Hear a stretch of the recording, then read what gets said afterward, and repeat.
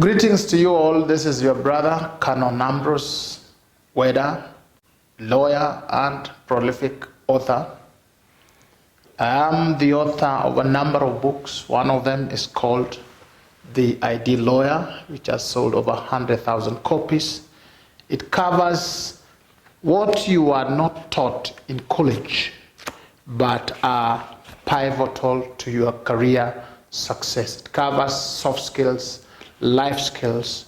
And today on our Greatness Talk platform, we want to look at how to be persuasive in court, the 12 principles and soft skills.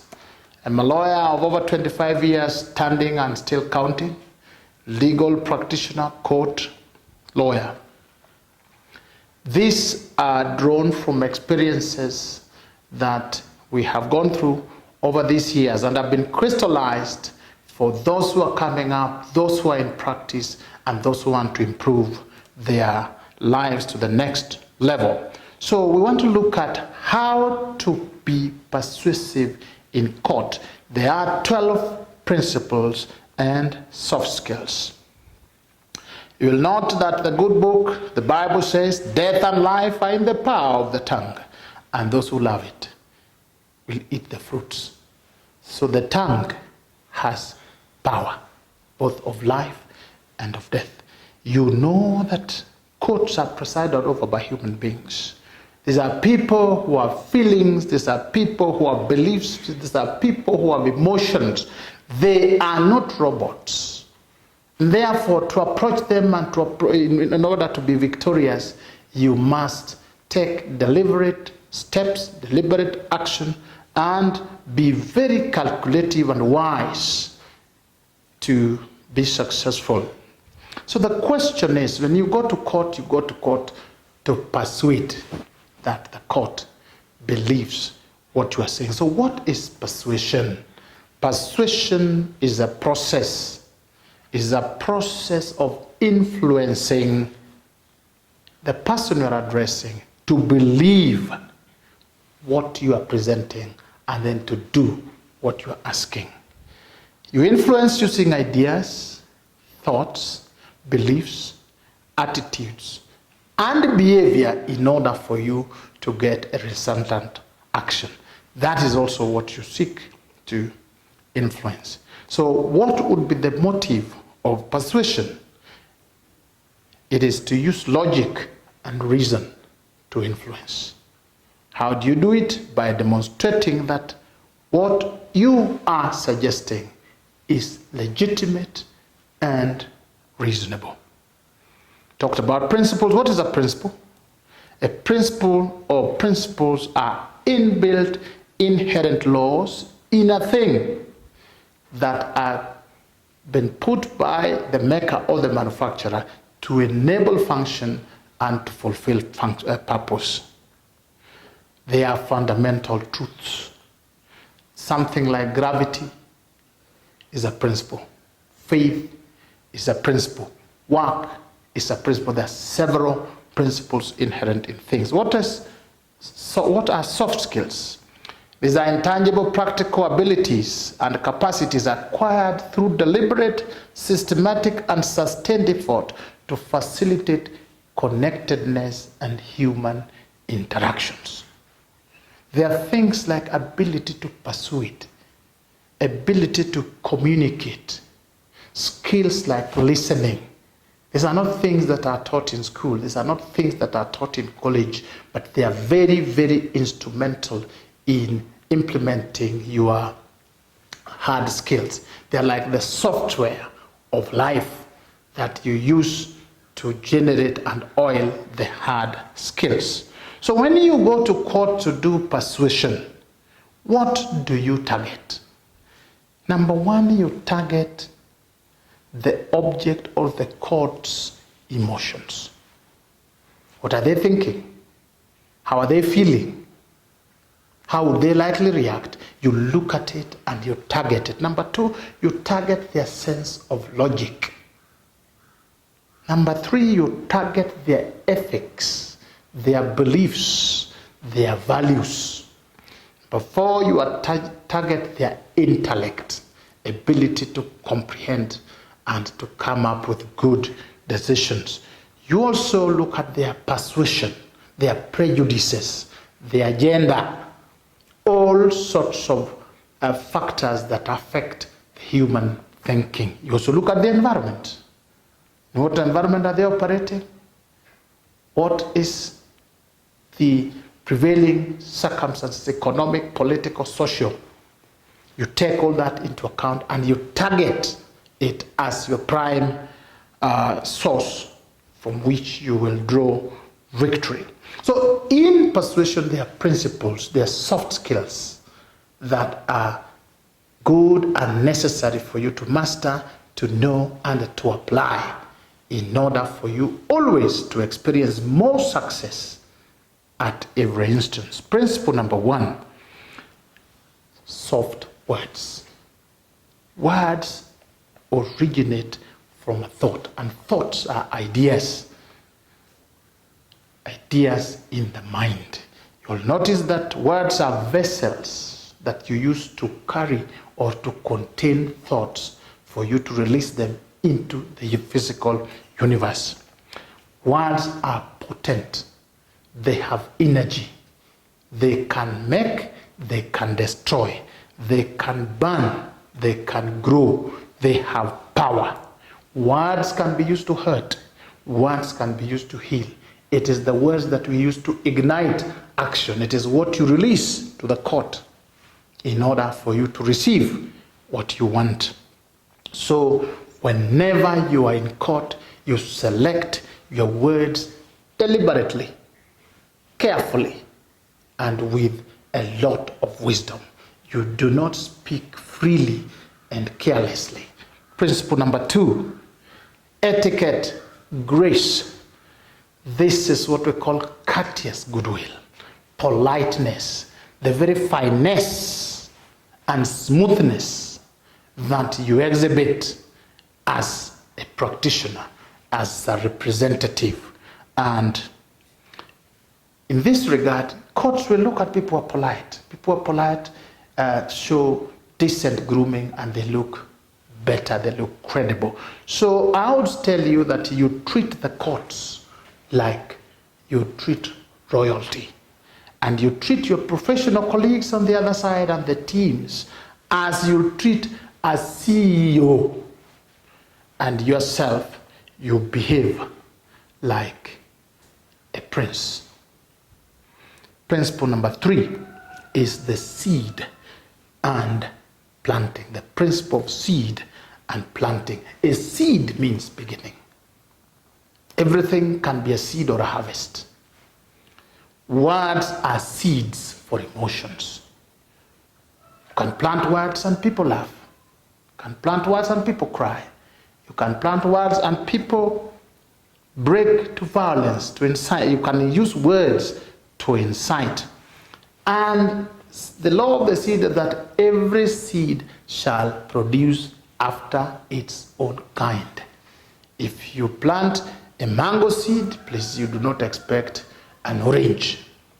If you use mean words, it will give back meanness. If you use bitter words, you will get bitterness and rudeness. So in your persuasion mission, plant the words that would bear the fruits you want to reap. Do not plant oranges and expect to reap mangoes. Never. Whatever you want to see at the end, plant the appropriate words that will give you. It is the law of the seed and planting. Principle number 4 is mutual exchange. In other words, we call it giving. They say that give and it shall be given to you. But now it is coming back to you multiplied. Good measure, shaken together, pressed down and overflowing, so that whatever you give to the court, ordinarily that is what the court will give you back, but multiplied. Whatever you give back to your colleagues, they'll give it back to you, but now multiplied. What do I say so? people always feel indebted to pay back what they receive from you. Whether good or bad, they'll pay you back. So if you give the court smiles, if you give the court polite words, chances are high, 70%, that you'll receive it measured, multiplied. If you give rudeness, if you give meanness, it will be multiplied, put together, and then it comes overflowing. If you give sharp practice, it will be multiplied, put together, and come back to you overflowing. So every action will always attract reaction. So whatever you want to see, please plant it. Please give it, exchange it, because we're in a universe of exchange. Principle number 5 is proof. Proof is sound evidence establishing a fact. Sound reasoning, explaining fact and law. The courts are usually looking for guidance. They're looking to make credible decisions. They want credible direction. So they are looking for firm ground, facts and law.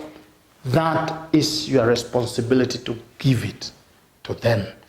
Every course wants to shine, to make precedent, to excel, to tower over the others, and therefore to the courts every opportunity. Every case is an opportunity to excel. Therefore, give the court the useful evidence, the useful material to stand on in order for you to succeed in what you want. It is called the principle of proof. Principle number 6 is the principle of presentation. Presentation is staging, how you pass across your message, how you cover it and put it across. Remember that presentation is the seed of acceptance. You know that the difference between pig food and hotel food is presentation. What we give to the pigs is the same things we eat in the hotels, but what differs is the way we present them. Therefore, presentation is very crucial. What do we look at? Your tone. Is it a pleasant tone? Is it a fighting mode? Is it a rude one? Or is it a nice, soothing tone? Countenance, the facial expression. How do you appear? Do you appear like somebody at war, in a war zone? Somebody in a mourning field? Or do you have a countenance that gives confidence, that encourages? It also includes your dressing. How do you appear? How have you groomed yourself? Your body, your hair, all this. Do you look smooth and well manicured? Or you look rough and unkempt and unprepared? All these are called presentation. The difference between a bush and a garden is basically presentation. Principle number 7, consistency. This is coherence, sense, logic, reason. Courts are seeking to have consistency in their own actions and decisions. They're also looking for that consistency from your presentation, the material you're putting before them, your words, your action. Are they consistent? Because consistency brings out credibility. So therefore, to achieve this, you need to be orderly and methodical. You need to argue logically and sequentially. You need to have neatness of your arguments and your materials, so that when somebody looks at you, he says, indeed, your words match your actions. Principle 8, familiarity. This is a close acquaintance with or knowledge of something. People love to start from what they know before they go to the unknown. Courts tend to believe what they know or what they are known and who they respect and what they respect. Therefore, you start from what is known. You start from what the court knows. You start from the court's experiences. You start from their normal action before you go into new grounds of law. You use familiar examples, familiar facts, familiar arguments as a basis before you can delve into unfamiliar, difficult grounds. Courts tend to believe those they know. Therefore, at times, you may go to a court that you're not familiar with. This is one of the principles upon which you decide to be led by a senior colleague who understands, who is known, who brings in a brand name first and foremost, and then he brings in intellect. Number 9 principle, this is called authority, expertise. This is legitimacy and power from special knowledge. Acquire skills and proficiency in a field of law. People love to listen to those who know. People trust expertise. People trust specialization. One of the best ways to persuade is walk into a court in a matter that they know it is your field. If it is a criminal law, people know that so-and-so is a leading, knowledgeable criminal lawyer. When we go out to seek medical attention, we don't just walk to anybody. You try to find out, is this a gynecologist, is this a cardiologist, is this specialized in this area? So people look for specialization. Therefore, it is an act of persuasion. The mere fact that you're specialized is persuasive enough even before you reach the court. Principle number 10, consensus. Courts tend to shun controversies. They tend to avoid making orders that would not be easily enforceable or that would cause arguments and commotions. Therefore, and when they are in doubt, they tend to want to travel the trodden path. They tend to avoid risks. Therefore, show the court what it has done before. Show the court what others in the same jurisdiction have done or in the superior jurisdiction are done, and then suggest to the court the logic behind what you are suggesting. Inspire confidence, inspire courage, so that when they are to delve into new areas, they are standing on firm ground and they appreciate that you are supporting. Number 11, value. Courts dread making vain decisions. They always ponder the question, is what you seek deserved? Will the decision be worthy or useful? Therefore, show worth in the matter under consideration. Speak strong points, fine and rare arguments. Shun frivolity, frivolous argument, frivolous behavior. Reliable and sound evidence still remains the basis of sound persuasion. Principle number 12, credibility. Credibility attracts goodwill. You are worthy of trust. You are worthy to be believed.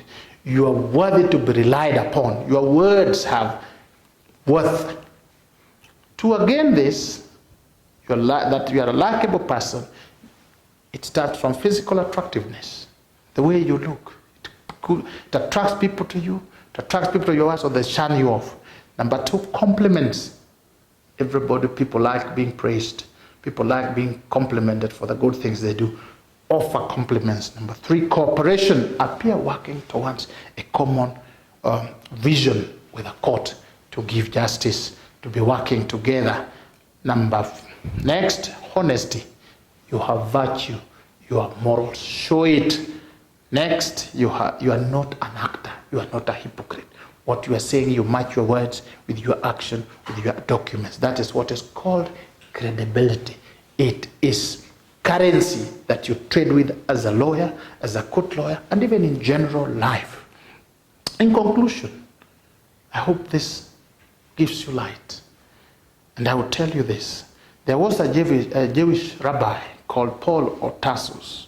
In his letter to the Colossians, he said, let your speech always be with grace, seasoned with salt, that you may know how you ought to answer each other. Colossians 4:6.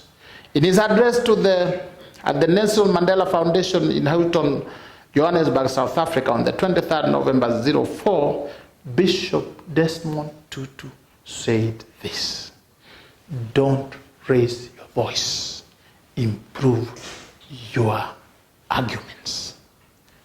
Thank you so much. May God bless you.